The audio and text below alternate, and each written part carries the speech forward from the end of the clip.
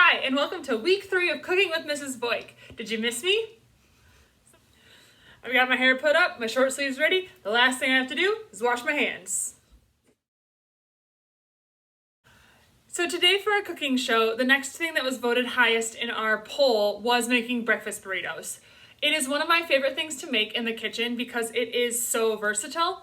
You can make it to be exactly what you want from it. I will show you what all of the ingredients are, and if we get to do these in the kitchen for real, all these ingredients will be available, but you don't have to use anything. You can use what you like, you can not use what you don't like, and move on from there. So the first thing that we're going to use for my burrito today is some flour tortillas. I choose flour because that's what's there. I choose this size because it's easiest at 9 inches. You can use bigger for a bigger burrito, smaller for a smaller burrito, etc. The next thing I will be using is eggs.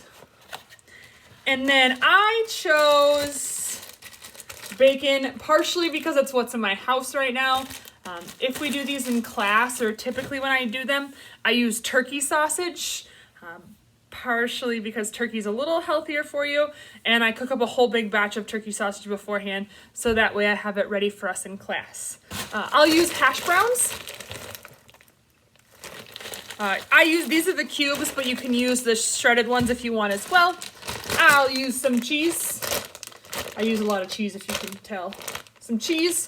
And the last thing I'll use is a little bit of salsa to give it some extra flavor and a little extra spiciness.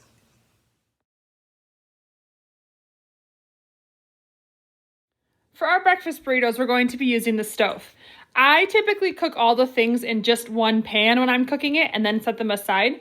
Currently on the stove, I have one nonstick pan that I've had for a while and one cast iron pan.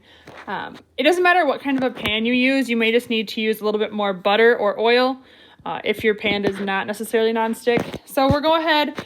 I like this pan because it's about the single serving size. It's about the size of my hand. So turn your stove to medium heat and let your pan warm up a little bit. If I'm cooking with bacon, I like to make the bacon first and then use the fat that drips off of it to try to lubricate the rest of my stuff. So the first thing I did was cook my bacon.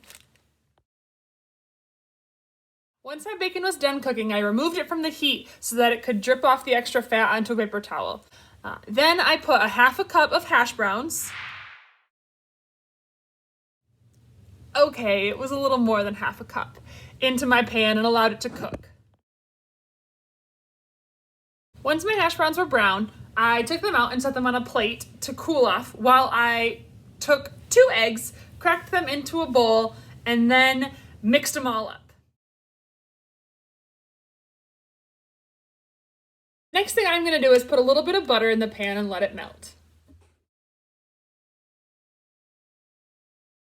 Once my eggs were cooked, it was time to assemble the burrito. So the first thing I did to assemble my burrito is put the tortilla on a microwave-safe plate and put it in the microwave for 15 seconds. This makes the burrito a little bit easier to fold up. Then I added all of my ingredients right on the burrito.